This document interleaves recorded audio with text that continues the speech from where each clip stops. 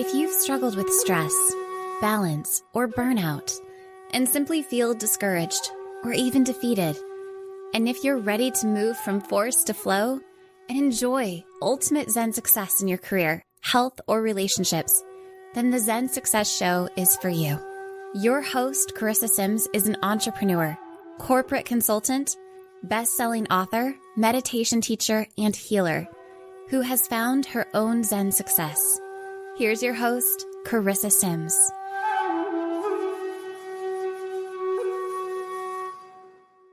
Today, I have the pleasure of speaking with Vincent James. Vincent James has been circulating in the musical world for over 3 decades. Oh my gosh, I'm sure you have some stories.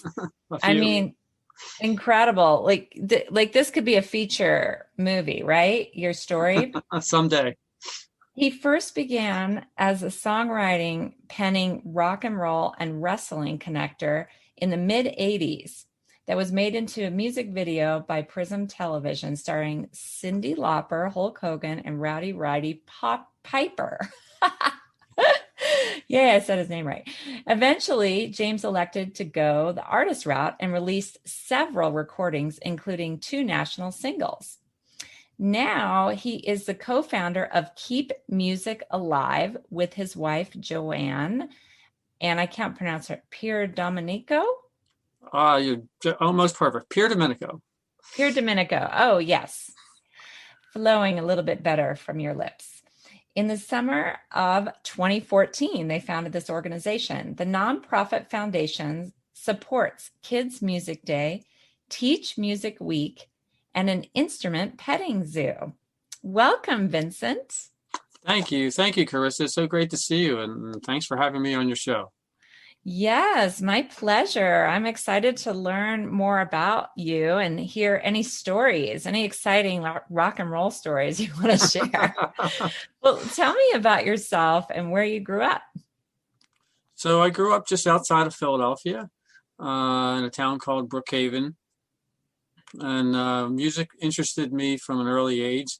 I can remember being in 4th grade, and I think that was the year that we were allowed to pick an instrument in school that we were able to learn in school. And I remember coming home that day from school and telling my parents, I want to learn how to play guitar. And my mom and dad said, no. And the funny thing is, I don't think guitar was even one of the instruments they even offered, but I had guitar in my head. So they sent me back to school, and I came back the next day and I said, I want to learn how to play drums. And they said, no, even louder. And that was offered. So day number 3, I picked the trombone, and I played the trombone all the way through senior year of high school, marching band, concert band, jazz band. Had a great, amazing experience. I mean, that was, my friend circle was, the music people, the marching band, and all the different music groups. And then when I was around 12 or 13, my mom had always wanted to play the piano. So she talked my dad into bringing a piano into the house for the very first time. And I was like a bee to honey to that piano. I'm like, what is this? When can I start? So I actually started taking classical piano lessons for about 3 years or so. And how old were you? Actually, when I'm thinking about it more accurately, I was probably about 11 when I started. 11? Oh, okay. I did that for about 3 years, and then I kind of got hooked on the radio and pop songs, and stopped kind of continuing my classical path, and started playing guitar and piano and learning songs from the radio and putting together bands. Yeah, that sounds like fun. When did you put together your first band? I was probably either a sophomore or junior in high school. I had a couple different bands. Most bands, you put them together, you do things for a while, and then something happens and you break up and okay. put together another band. Did you sing as well? Yes. Although, how I sang back then, I don't know. I'm kind of glad that there aren't any recordings that I know of. Although there's probably some out there. Mm-hmm. I don't think it was very good. Oh my gosh. But that's fun though. I mean, that you were that ambitious, that you started that band and you had other band members. What was the name of your bands? Do you remember? There was one band that was called Prodigy.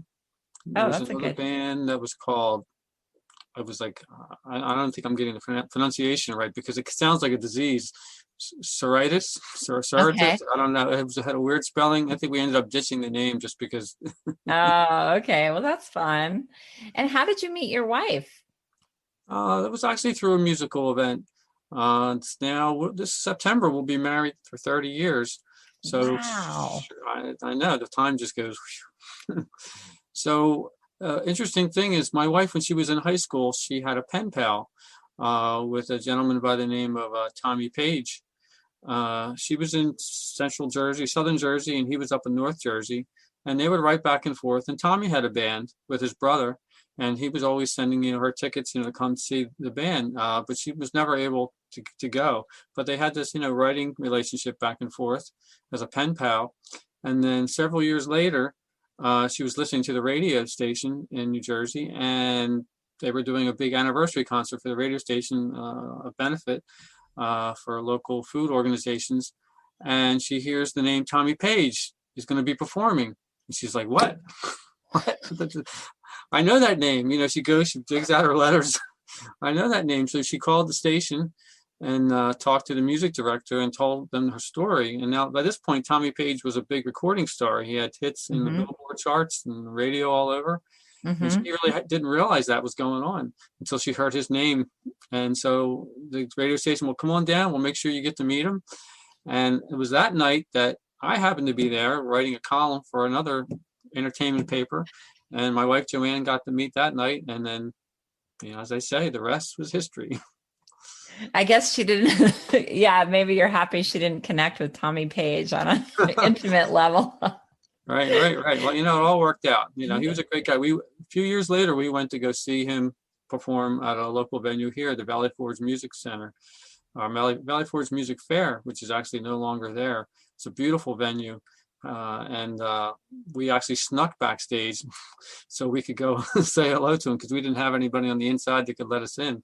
But it was great. We got to meet him and see him again, and just kind of brought it all full circle. And we told him the story of how he kind of helped bring us together. Oh, that is so sweet. Do you have children? We have 4 children. Yes. You're like, boy, do we ever. And how old are they? So they range now from 20 to 35.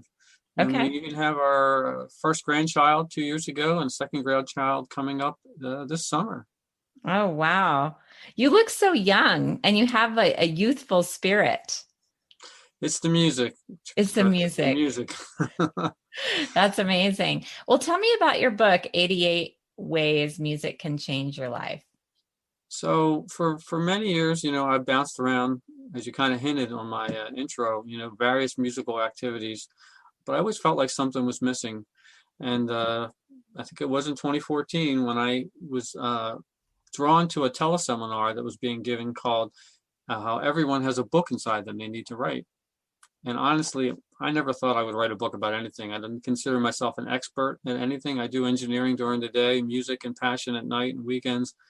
But I'm like, what am I going to write a book about that anyone's going to buy? But I listened to the call, and out of a bolt of lightning hit me like, well, what about a book of inspirational stories of how music changed people's lives? I wouldn't even have to write it, right? I would just gather the stories. You gather it together. It's brilliant. And put it out and share them with the world. And that's how our whole music education advocacy mission began. I mean, that was the beginnings of Keep Music Alive there. We published the book a year later in June of 2015. And at this point, Keep Music Alive was an informal organization. We launched something called Teach Music Week in March 2015, encouraging music schools and musicians everywhere to offer a free lesson to new students, kids and adults. And a year later, we started something called Kids Music Day. After hearing, we heard of something called Kids Yoga Day, and I got all excited. Well, Kids Yoga Day, that's really cool. Yeah. I wonder if there's a Kids Music Day. And there wasn't, and you guys founded it. There is now. That's incredible. Wow. So what was in your heart that made you want to start this nonprofit, Keep Music Alive? I think, well, the book series, or the beginning, it was just a single book, was the spark, we kind of, sometimes you get an idea, a spark from the universe, and it just starts percolating up there. and it just leads to the next thing, and it leads to the next thing. And what happened was, as we were starting to gather stories, we reached out to over 6,000 musicians around the world, Wow. asking if they had a story, an inspirational music story they would like to share. And, as the stories started coming in, we were becoming more and more inspired, like, just, we can't believe, the power of music. So it was like, it just became even more important to us I to make this see. bigger than just a book. And it just kind of snowballed, one by one into something bigger. We now partner with over 1,000 music schools and stores every year to help us celebrate Teach Music Week in March and Kids Music Day in October. And we have support from over a dozen, celebrities as Kids Music Day ambassadors, and a number of music brands that support. And just, we're thrilled that there's so many people, like minds and hearts, that want to support the importance of music education. Just, I knew how important music was to me, Carissa, but as we started reading the stories and doing some of the, reading some of the research that's been done over the years of how music really helps kids, music and arts, in their developmental years in school, keeps them in school longer, better test scores, better socially, so many different benefits. We're like, it's like magic. Yeah. And I also heard kids do better in math. Yes, their math scores, their science scores, they do better with reading and comprehension. Oh, everything. Okay. They stay in school. The graduation rates are better for schools that have really good music programs, because the kids look forward to coming to school because it's the extra classes, and the reason it helps with the math and science, what the science researchers have figured out is there's something that connects the right side and the left side, the left logical and the right creative sides of the brain. It's the called the corpus callosum, and it's like a pipe. The neurons firing back and forth. Well, that pipe gets bigger for kids that have music and arts education during their developmental years. It's been shown scientifically that, if you have it and you don't have it, these pipes get bigger. And then that allows these children later, as they grow into adults, to think more outside the box creatively as, scientists, doctors, inventors, entrepreneurs, all the different things that help to make our world better is improved because they had that music and arts education. Yeah. And what age do you feel like it's important to start giving lessons to kids or adults? Do you think it doesn't matter, or any age? I think from the earliest age, in terms of not formal lessons, but even like the music playing around. the music, exactly, music and movement groups that are out there, YouTube videos, sing-alongs with the child, helping to learn your ABCs, your numbers. The music ties everything together. And then once a child is able to sit for 5-10 minutes, and stay focused on something, that's when you can start having them, learn a little more formally on a lesson, whether it's, piano or guitar or ukulele or, brass or woodwind instrument. Yeah, that's great. And do you still teach? Do you teach music at all? I have taught off and on, never really studied because it was never one of the main things I did. The one guitar student that I kept for a long time, actually, and this is interesting, he didn't start learning to play guitar or any instrument until he was 80 years young. And we taught him for 5 years until COVID came, and then we weren't able to do in person, and he wasn't comfortable doing the online thing. So we're hoping to bring him back. It's been a year since David and I were able to get together, but I mean, his wife comments, to him how it helps make him more alert. It helps with his finger, his dexterity with his fingers. And it's just, and he has a ball, learning songs that he's familiar with from the 50s, 60s, and 70s. And he plays and sings along, and I play and sing along with him. And it's a beautiful thing. That's great. Well, maybe when COVID's over, you guys could start a band. Yes. I keep telling him, I said, David, I'm going to bring you on stage with me. He's like, no, come on, David, you know this song now.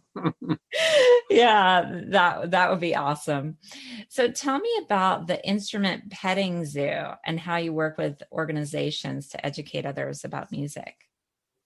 So it's funny, it's probably about 3-4 years ago now, we heard of this thing called an instrument petting zoo. And my wife and I were like, what the heck is that? That sounds really neat. So basically, we started doing them. We bring guitars, keyboards, ukuleles, and dozens of different types of percussion instruments to, a library event room to schools to outdoor fairs and festivals.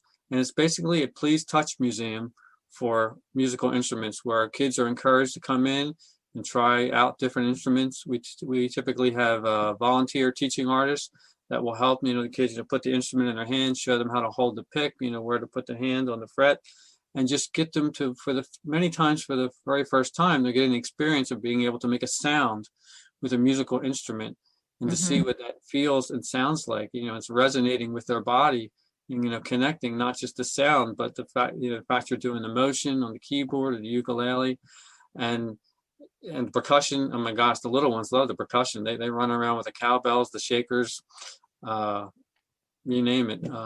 And when you see the faces on these children, light up, they start as young as 2 years old, up until the young teenagers that, are often trying a musical instrument for the very first time.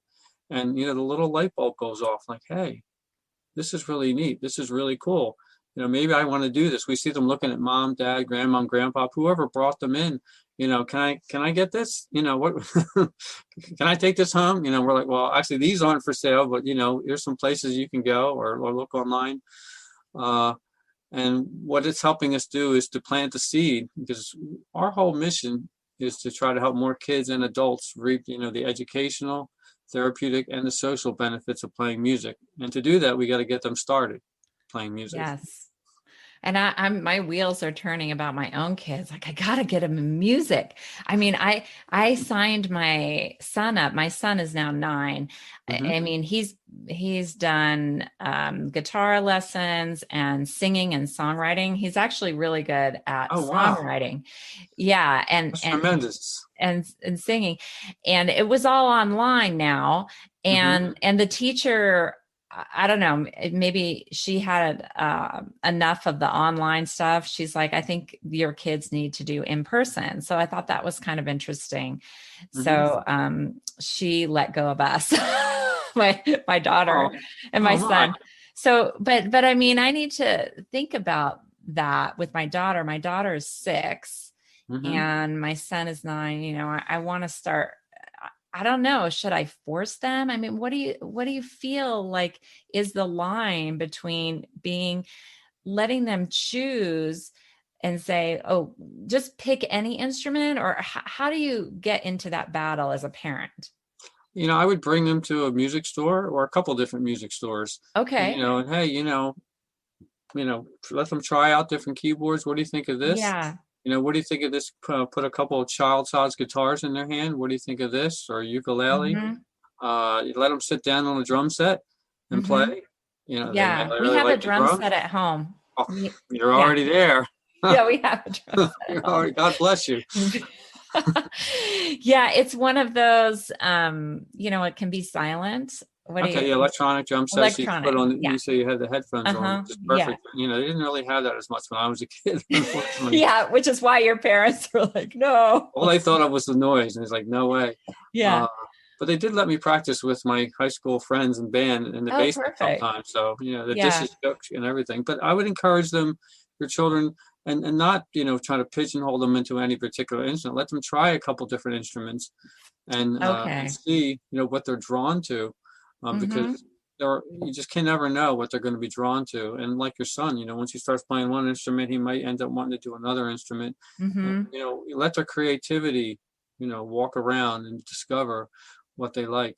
And, it would be good when you're at the music store to obviously work with someone who's there to, have them demonstrate the instrument a little bit so they can, your son and daughter, and your daughter in particular, can get an idea of what it can sound like, in the hands of someone who's just learning to play. Yeah, that makes sense. This is a little off topic, but have you seen those drum box as a business? It's a little cubicle, and you rent it by like a half an hour, and you can play drums. So I'm not sure. You may be referring to something that's called a cajon. It's basically a box that you sit on and you play. No, it's a business.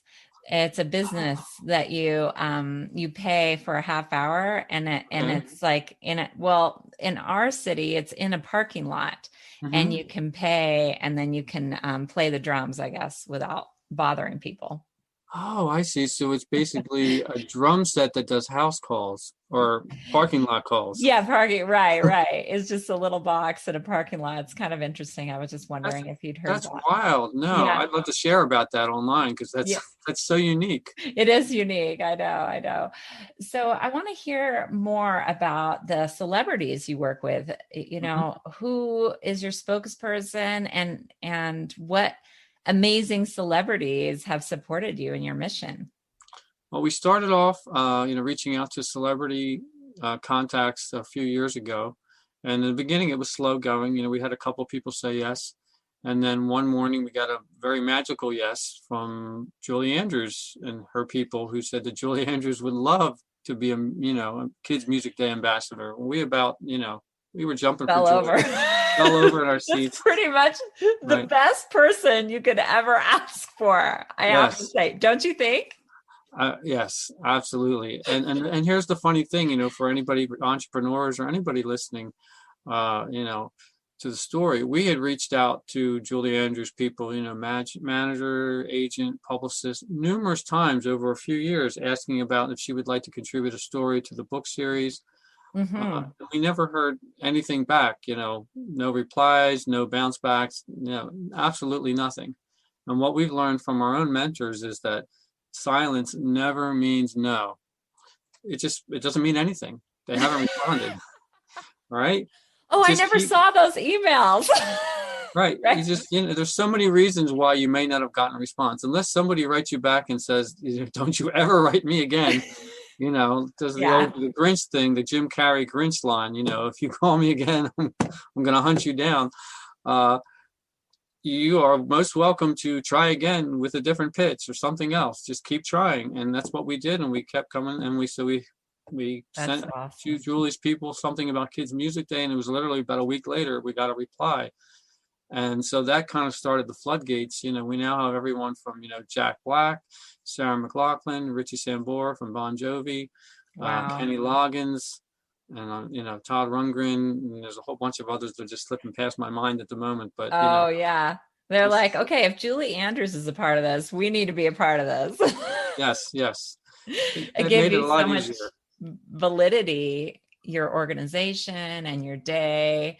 And it brings a lot of excitement to it as well, I think, Yes, for yes. the I mean, kids. we all feel like we have that special connection with Julie and the roles that she's played over the years. And, Hmm. and more lately, she's done so much, in the children's world, with children's books, working with her daughter and Hmm. publishing books and TV shows, that spotlight children and help children. So, she's definitely tied in with that mission. Oh, that's wonderful. I didn't even know that she wrote children's books. I'm going to look her up. I write Yeah. children's books too. Oh, cool. So, yeah. How has your program shifted since COVID? Well, the instrument petting zoos that we did in person, stopped completely. We Yeah. did a Because few you can't really online. do it virtual, or can you? Oh, go ahead. Well, we did something. We called it a virtual instrument petting zoo, but in reality, it's a musical instrument show and tell. Hmm. Where we would demonstrate all these different instruments and show what they looked like, show what they sounded like, and we did about 3 or 4 of those events. From last spring through early this year. We did book our very first, schedule our very first in-person instrument petting zoo for the end of June. It's outside at a library parking lot, and we're just crossing our fingers. We'll all be masked. We'll have all kinds of disinfectant and Hmm. hand Yeah, that makes sanitizer, sense. Yeah. and we're just going to dip our toe in, and hopefully, watching the numbers go down and down. Still, it keeps going in that direction, and start having a little more fun, because that really is most of everything else we do is as music education advocates, where we don't really get to work with the children directly. But when we do our instrument petting zoos year round in our Philadelphia area, we get to interact with the children directly, and we get to see those smiles and excitement firsthand. I know for my wife and I, that's probably the most fun thing we do all year, is every time we get to go out and do an instrument petting zoo with the kids. Yeah. That sounds incredible. I'm sure my kids would love that too. Do they do that here in Colorado? I'm in Colorado. I am sure that there are some Okay. locations that do it. In fact, I'll take a look and see. What area of Mhm. Colorado are you in? Near Boulder. Boulder, okay. Yeah, Hmm. we'll take a look and we'll Okay. plant some seeds. Okay, that sounds good. Can musicians partner with you to provide lessons for kids, or do musicians reach out to you to see how they can serve their community? Oh, absolutely. I mean, we encourage musicians to participate in both Teach Music Week, offering free lessons to new students that week, and Kids Music Day, either work with a local music store or music school, or on their own do some sort of music activity that's catered toward kids. And we're always looking for volunteers and supporters to help us do what we do, because we're just two people, and we couldn't do what we do without volunteer support. Yeah, that's incredible. So I just wondered if you had any good stories from your days in rock and roll and working with wrestling. How did that come about? Well, that's a funny story. So back in 1985, it would be. So my first wife, her family was really into the WWF, the World Wrestling Foundation, and the broadcast that they had on. Me, I kind of I don't really know what this is about. It seems a little silly, but I see there's all this energy and excitement. And I would go to their house and I'd sit there and I'd watch them watching this and see all the excitement and yelling at the TV. And I'm like, all right, so this is a phenomena. And I'm a songwriter. I was inspired to write about it, the rock and roll and wrestling connection. And, I talked about the people that were involved in it at the time. Cyndi Lauper, as a, kind of a pop culture figure, was getting involved with it. Lou Albano, Roddy Piper, Hulk Hogan. And I wrote a song with all these lyrics, and then I went hunting for a studio to record it. And originally, I found, a couple different places, and settled on a studio and working with a guy. And originally I was singing the song. And that's when, as I alluded to earlier, my voice back earlier, it certainly wasn't a good fit for that song. It needed a more powerful rock voice. And so the gentleman at the studio knew someone, brought him in, and we made a really good, 16-track studio recording of it. And then I took it to PRISM Television, which was the TV outlet, the cable TV outlet in our area. They were the only game in town where all the wrestling broadcasts were run through their station, that people watched it. And the producer there loved the song. He says, you know what? I'm going to make a video out of this. I'm going to take clips from all the events that they had that had those people in it, Mm-hmm. and put it to the song. And then they aired it down at the Spectrum, our big arena here in Philadelphia. Many times it aired on the TV here many times. And that was kind of my, baptism of fire in the music business. We put together a band. I wasn't in the band. Me and a buddy managed the band. They played all over. It built up and built up and built up, and then there was that inevitable split that I talked about earlier. Yeah. And, different people part ways or whatever, and it just didn't work out for us. But it was a really fun time. I learned so much about the music business, and it was great. It's a great memory, and the video still had the video of the that Prism did for us. Yeah, that's wonderful. And you mentioned that you do engineering during the day. What type of Yes, engineering do you do? I'm a software engineer. Oh, software engineer. I was going Yes. to assume that, but yeah, that's Well, it's great. funny that I went to school for electrical engineering, but this is how much electrical engineering I've done in my career. I ended up down Okay, the got it. software path, and I never really turned back. Oh, that's great. So you can go to school for electrical engineering and then shift and change to programming and This is something that we like to tell, that we tell, our children. Like our daughter Mhm, now is a sophomore at Drexel University, and she's mhm. trying to decide physics, science, computer programming. I'm like, it really doesn't matter. As long Yeah. as you get a technical degree from a good school and you get good grades, you can write your ticket in almost anywhere. I mean, Hmm. no matter what technical degree you're doing these days, there's almost always a computer programming, a software portion of that. I So you're see. picking up some of those skills already, and you can take that and apply that to so many different areas. So I try to tell her, try not to get hung up on what's going to be on the piece of paper, I because see. No, two, that's three good years, advice.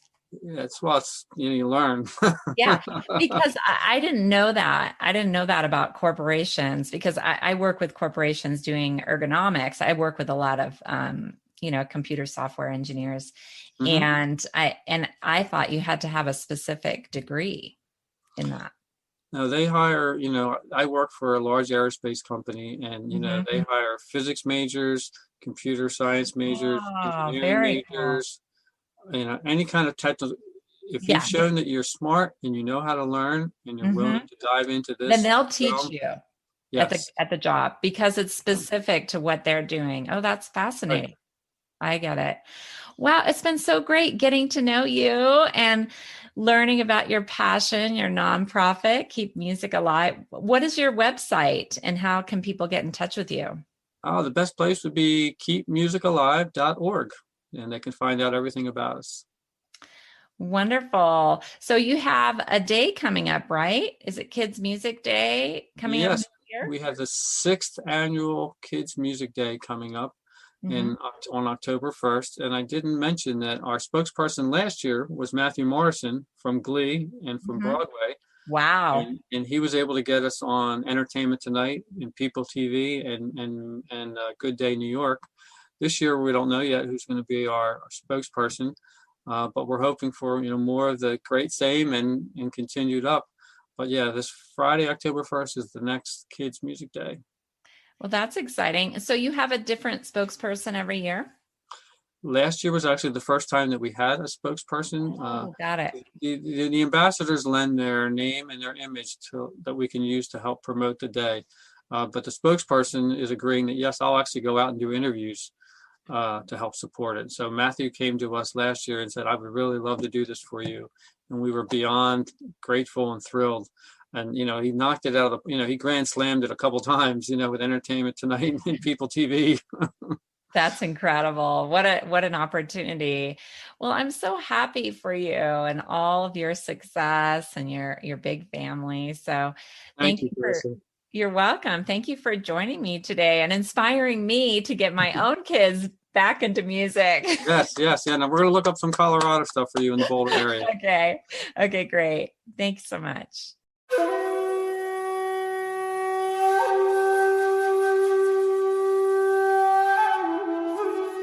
That's it for today's episode of Zen Success. Head on over to iTunes, Google Play, Spotify, or wherever you listen to shows. Zen Success is also available on the radio in select markets through amfm247.com. Subscribe to the show and share with friends. Be sure to head on over to zensuccessshow.com to help you on your Zen Success journey and join us on the next episode. May you find your own Zen success in life.